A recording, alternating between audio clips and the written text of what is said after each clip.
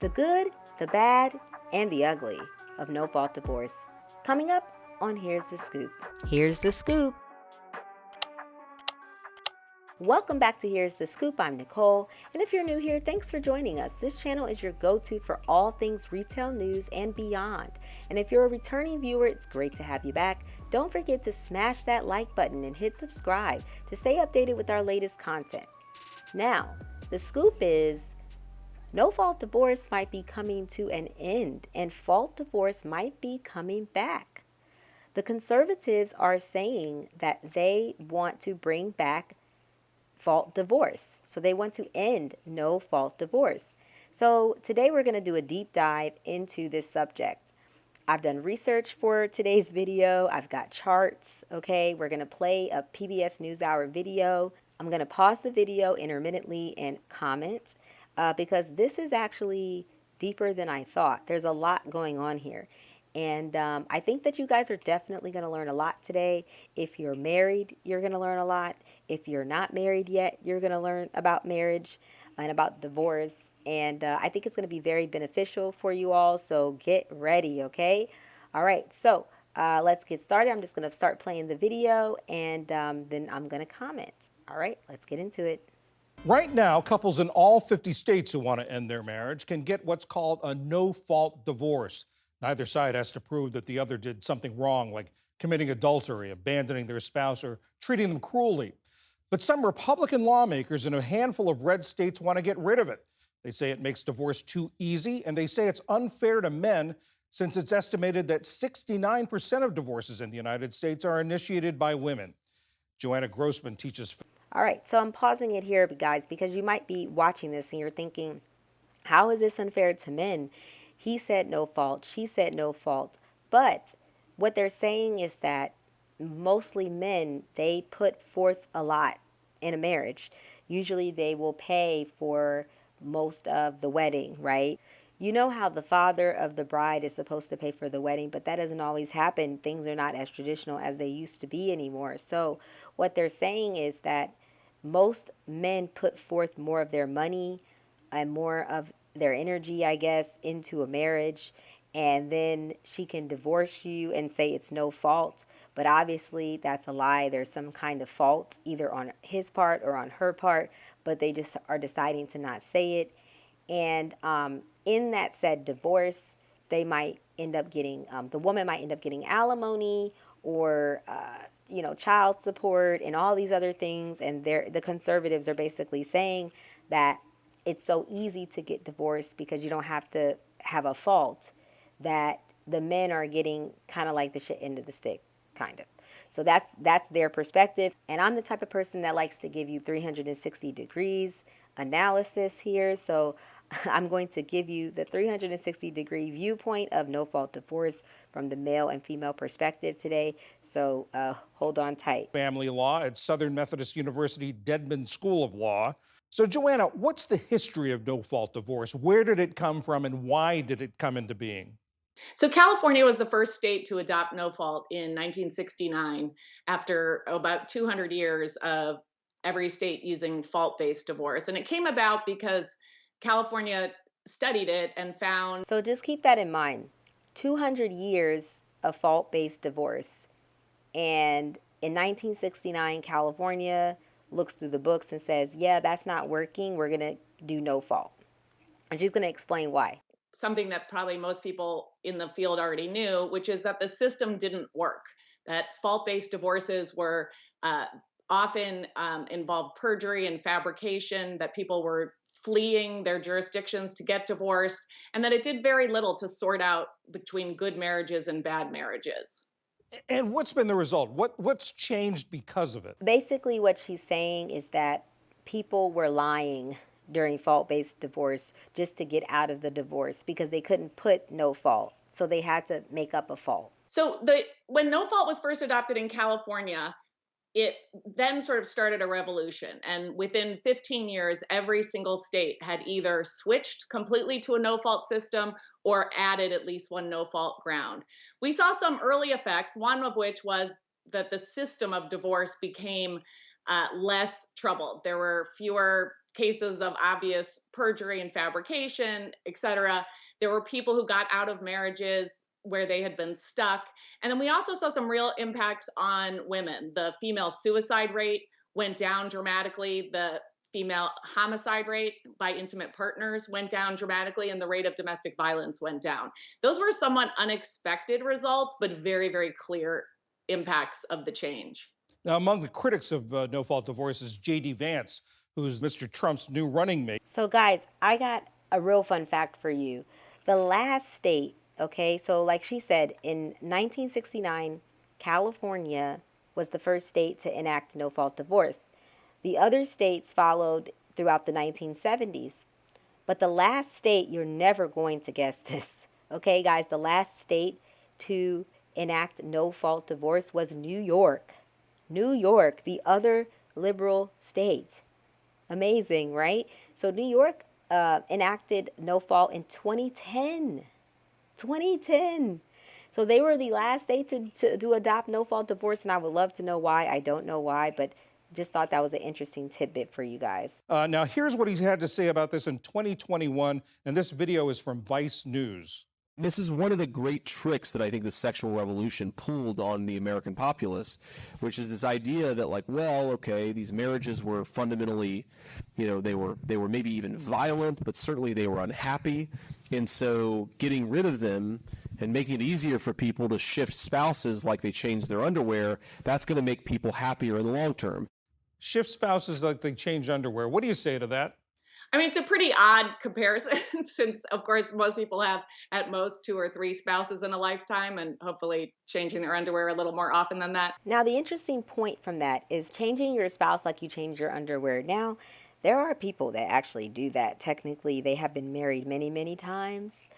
But most people, I don't think that's necessarily how they were utilizing no fault divorce. I think it just made it much easier for people to get out of situations that they really didn't want to be in, to get out of situations that could have been harmful or deadly. I think that he kind of agreed with the women, but also disagreed. That was like a weird response, in my opinion. But I think it really misses what no fault divorce is. It did make it easier to get divorced, but for the most part, people were getting divorced anyway. It's just they were jumping through hoops to do it. And what we have found is that no fault is a better fit for our society's ideas about marriage. People actually want to get divorced because they think so highly of marriage. And if the marriage is disappointing, they want to be able to get out and often go on to a new marriage. So I think it's just sort of missing the point about the relationship between divorce law and people's happiness or even the stability of marriage. That's an interesting perspective. Let me know in the comments, guys, if you agree with her, if you think that people think so highly of marriage that they want to get divorced when they know they're in a marriage that is terrible, is destructive, is detrimental.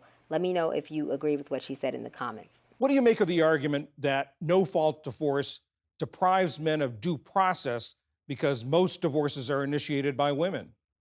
So divorces have always been initiated more often by women, going back all the way to the very first divorce laws in after the Revolution, and that's by and large because marriage is an institution that works less well for women than it does for men.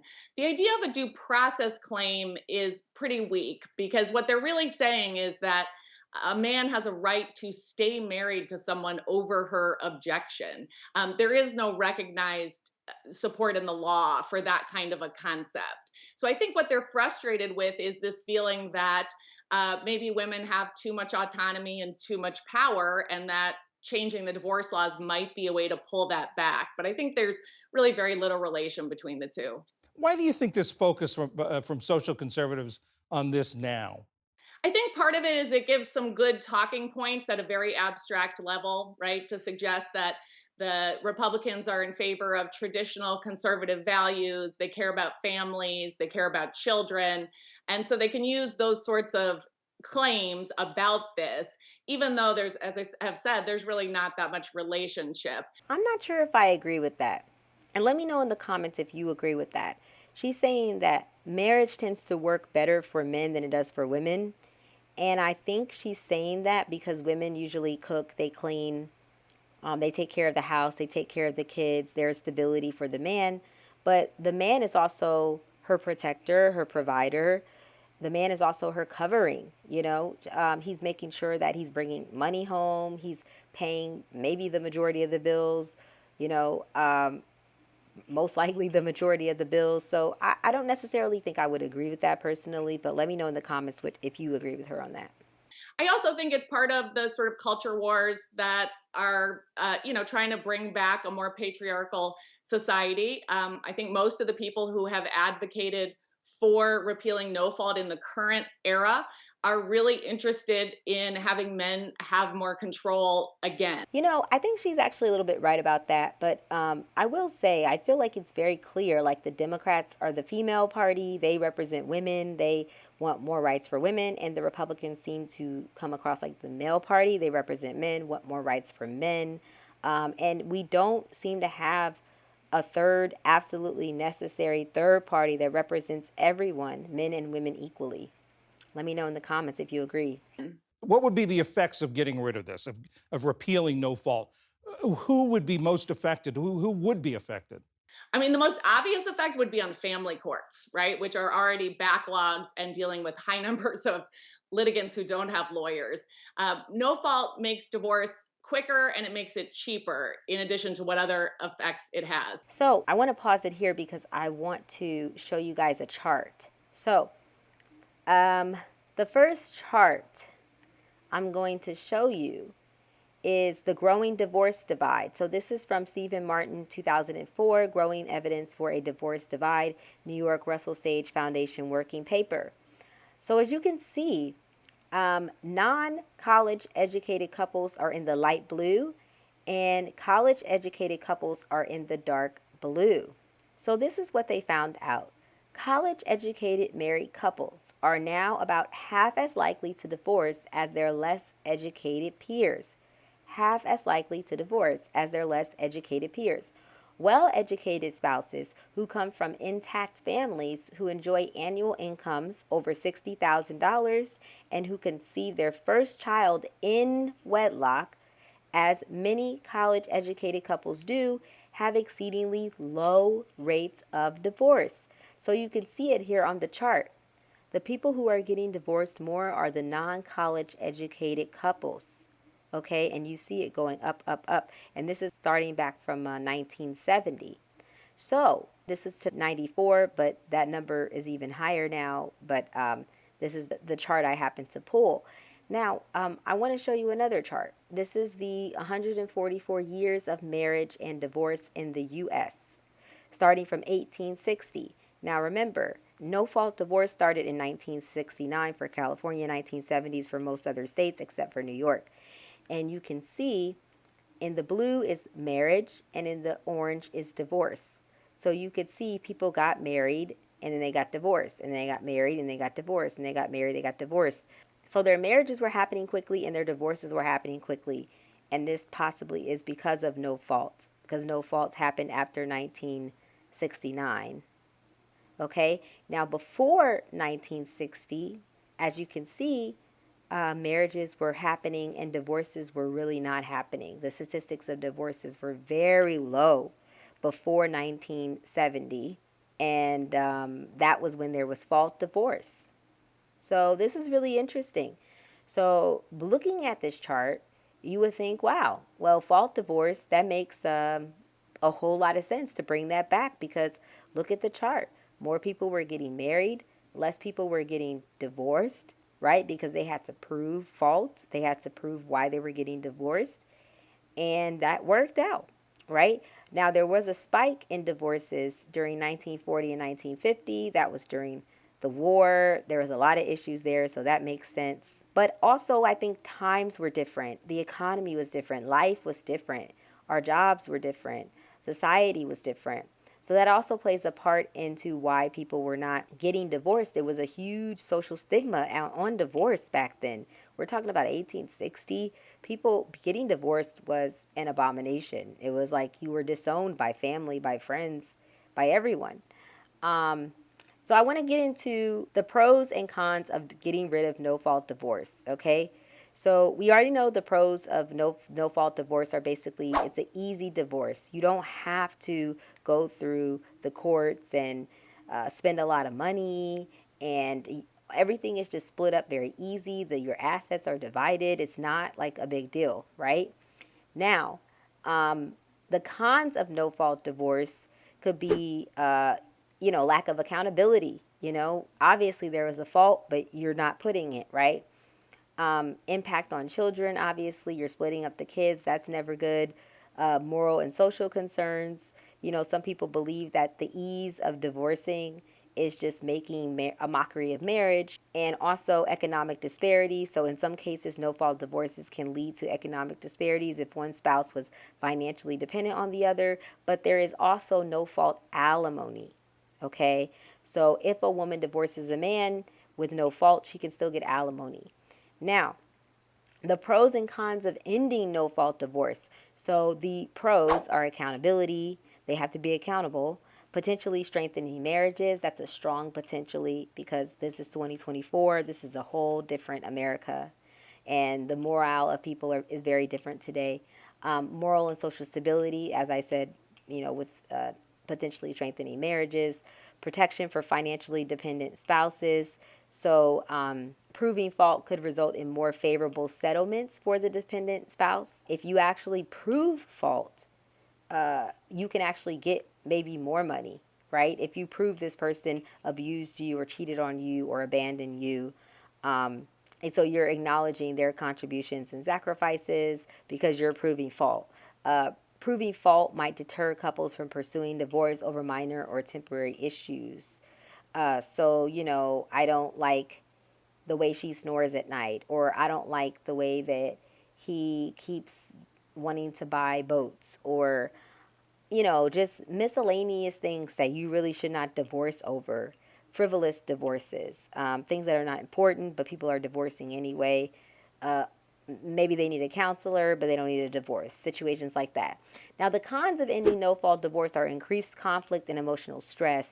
Obviously, if you're going to have a fault, now you're going to be in court. You're going to have to bring up evidence, pictures, text messages, images, everything, right? So this kind of might make people more deceptive, more conning, more sneaky, because they might know that they have to claim fault. So they're going to save everything you've ever done that's bad so they can prove you were a bad person when they divorce you, right? Another con is longer and more expensive legal processes. So again, the legal process of divorcing is very expensive. And if you've been divorced before, comment below, because I already know you know how expensive it can be, especially when it's a fault divorce. Because that means that you have to go to court and that a judge is going to decide whether you can get divorced or not. So therefore, it could be a long court process, especially if the judge has other cases that he's working on. Another con for ending no-fault divorce, potential for unfairness. So in some cases, the requirement to prove fault could be manipulated or abused, like that woman was mentioning, leading to unfair outcomes. So this can get rid of that. Ending no-fault divorce, another con, impacts on victims of abuse. So obviously, if a woman is trying to escape an abusive situation, he's physically or mentally abusive, or a man, by the way, because there are men that are also being abused by their wives as well, and it's not them, it's the woman abusing them.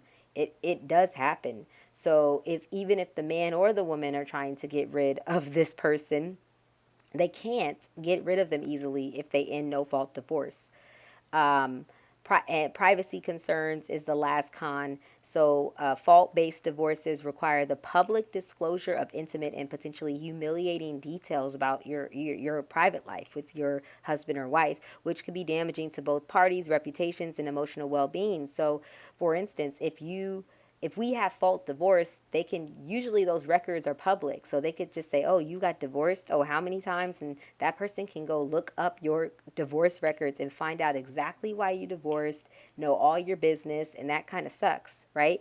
So ending no fault divorce would fundamentally alter the landscape of marital dissolution, potentially promoting greater accountability and commitment to marriage, but it can also reintroduce significant conflict, cost, and emotional strain to the divorce process. So again, this is the pros and the cons here.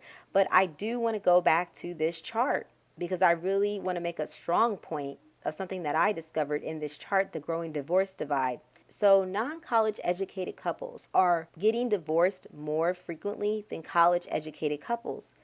So, that means that fault divorce is going to hit the poor more than anyone else.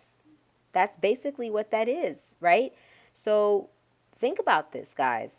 The Republicans, they are trying to, as they say, keep families together, and that's beautiful. I'm all for that. But if people are going to divorce, because people are going to divorce, right? And we don't have the morals of society backing us and keeping us straight. We don't live in that America anymore where people are kept morally right by their family members as they used to be. It's much less, right? So, because of that, people are just going to get divorced. Like, you know? And so, if they get divorced now, they're going to have to pay more money. They're going to have to spend more time getting divorced. They're going to have to, they might go broke getting a divorce. So, who's that going to affect the most? It's going to affect non college educated couples because, as the chart shows, they're the ones who are getting divorced faster than college educated couples. So, people that don't have a lot of money, working class people, are going to have it harder to get divorced. And that's going to possibly lead to them not even wanting to get married at all, right? Or if they do get married and they go through this terrible fault divorce, they might just never want to get married ever again. And then who is that really hurting? That's hurting women because women usually come up more during a marriage, not the men. Usually the men bring the women up in marriage. They bring the women up financially, they bring her status up. These are just the facts, guys. So that's going to actually hurt women more because if the men don't want to get married because they know they've been through a fault divorce and it was terrible, they went broke, or they're scared to go through a potential divorce that's going to make them broke and they already don't have a lot of money, well, then it's like, why are they going to get married at all? So I'm not sure if the conservatives know this, have thought about it. Maybe they have. Maybe this is their agenda. I really don't know. But I just wanted to give you guys this food for thought because it's not going to be the upper class, upper middle class, rich, wealthy people in America that are going to have a hard time with fault divorces. It's going to be the working class, poor people in America that are suffering more because of fault divorces. Another thing, too, women with children will have an even more difficult time getting divorced because they will have to prove their life is basically threatened to get out of a divorce and break up the family because the conservatives, they do want to, keep the families together, which again, I'm never going to not be against that, but understand that people that want to get divorced will divorce. And now if a woman has children, that judge, depending on who that judge is and what their thoughts are on marriage and divorce, they might make things difficult or not allow or not grant the divorce. Isn't that crazy? They could actually deny your divorce. So if you're a woman with kids, you're more likely in a fault divorce world to not get the divorce granted by the judge because the judge might say, hey, the fault that you've listed for your divorce is not valid. You haven't shown enough proof, and I'm not going to break up your family because of this. So, no, you can't get divorced. And then what is she going to do? She might run away with her husband's kids then because she just wants to get away from the marriage so bad. She might just leave the kids. I mean, this is kind of insane. If you think about all the different scenarios, this can get crazy. So basically, this is kind of like a setup for a setback, in my opinion, based on all the research, because when divorce becomes more difficult and more expensive, and you have to jump through hoops, then people don't want to get married as much anymore. And maybe this is what they want. I mean, potentially, maybe they want people to focus on themselves and kind of like slave for these companies.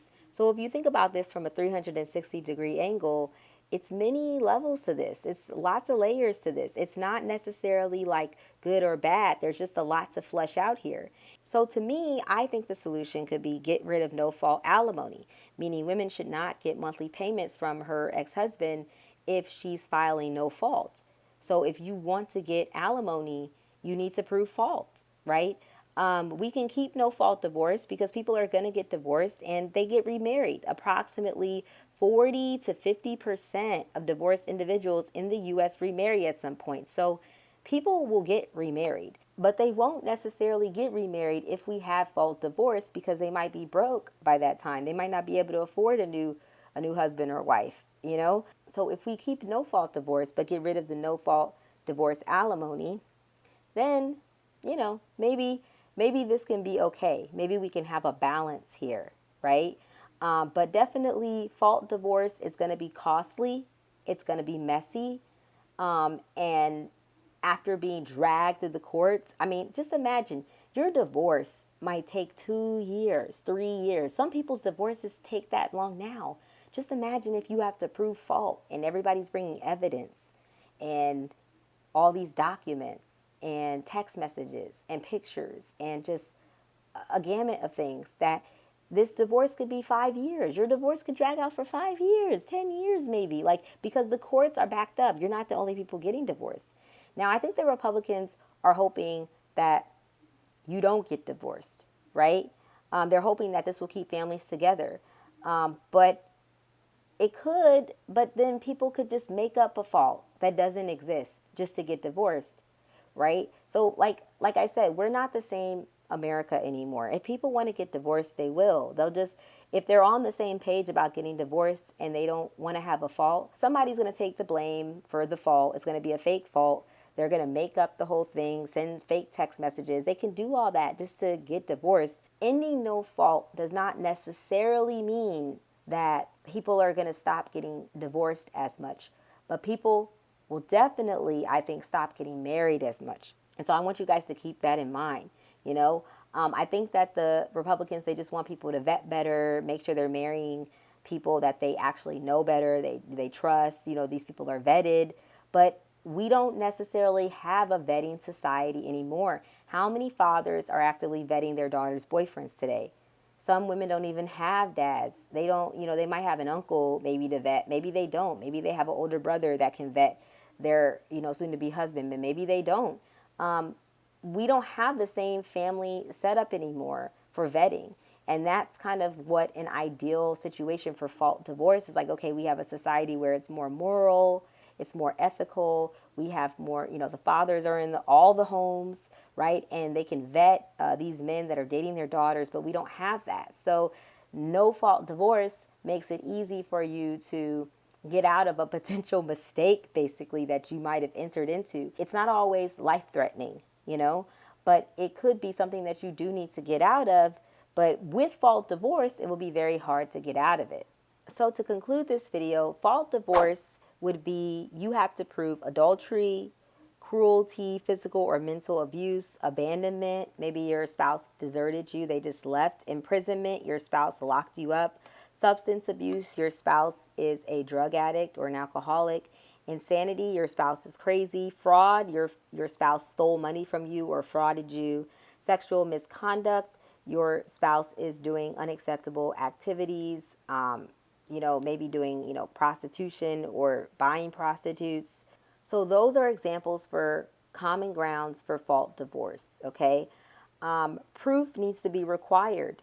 You need to have all of your evidence, right? And so like I said, people would be like storing all these text messages, pictures, videos to prove that why they need to divorce you.